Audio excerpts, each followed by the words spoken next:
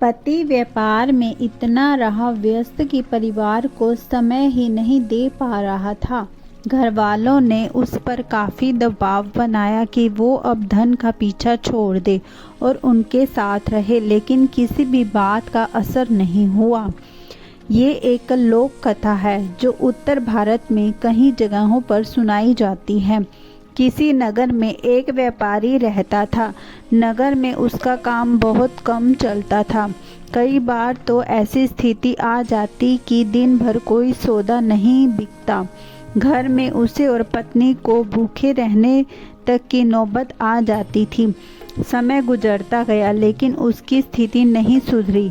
तब उसे किसी मित्र ने सलाह दी कि अपने नगर की बजाय आसपास के नगरों में जाकर व्यापार करो, शायद मुनाफा ज़्यादा होगा।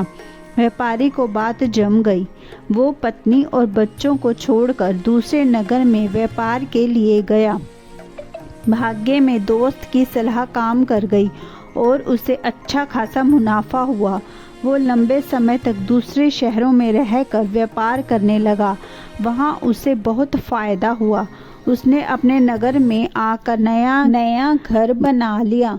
पत्नी और बच्चों को लेकर नए घर में रहने लगा। तब पत्नी ने कहा कि अब हमारे पास पर्याप्त धन है, हम अपना जीवन आसानी से गुजार सकते हैं। आपको अब दूसरे नगरों में नहीं जाना चाहिए, हमारे साथ यहीं रहिए। बच्चों को भी अपना कुछ समय दीजिए। व्यापारी ने कहा, मैं अभी और धन कमाना चाहता हूँ ताकि तुम लोगों को और बेहतर जीवन दे सकूं। हमारे बच्चों को वैसे दिन ना देखने पड़े जैसे मैंने और तुमने देखे हैं। पत्नी ने कहा, लेकिन धन कमाने में जो समय गुजर गया है वो भी लौटकर नहीं आएगा। हम जीवन में साथ रहने के आनंद से वंचित रह रहे हैं। व्यापारी ने जवाब दिया, बस कुछ साल और व्यापार कर लेने दो। हम इतना धन इकट्ठा कर लेंगे कि हमारी पीढ़ियों का जीवन आसानी से गुजर जाएगा। व्यापारी फिर चला गया। कुछ साल और बीत गए, बहुत धन आ गया। व्यापारी ने फिर नदी के किनारे एक सुंदर स्थान पर बड़ा सा महल बनवा लिया। पूरा परिवार इसमें रहने लगा। वो जगह इतनी सुंदर थी जैसे कि स्वर्ग। तब व्यापारी की बेटी ने उससे कहा कि पिताजी, हमारा पूरा बचपन बीत गया लेकिन हम आपके साथ रह नहीं पाए। अब तक हमारे पास इतना धन भी है कि 5-6 पीढ़ियों तक हमें कोई समस्या नहीं आ सकती। अब आप हमारे साथ रहें। व्यापारी ने कहा, हाँ बेटी, अब मैं भी थकने लगा हूँ और कुछ समय तुम लोगों के साथ बिताना चाहता हूँ। मैं कल सिर्फ 2 दिन के लिए पास के नगर में जा रहा हूँ। कुछ पुराना बकाया धन वसूलना है। उसके बाद में यही तुम लोगों के साथ रहूँगा। व्यापारी का परिवार बहुत खुश हो गया। अगले दिन व्यापारी दूसरे नगर चला गया और उसी दिन भयानक बारिश शुरू हो गई। जिस दिन नदी के किनारे व्यापारी ने अपना महल बनाया था उसमें बाढ़ आ गई।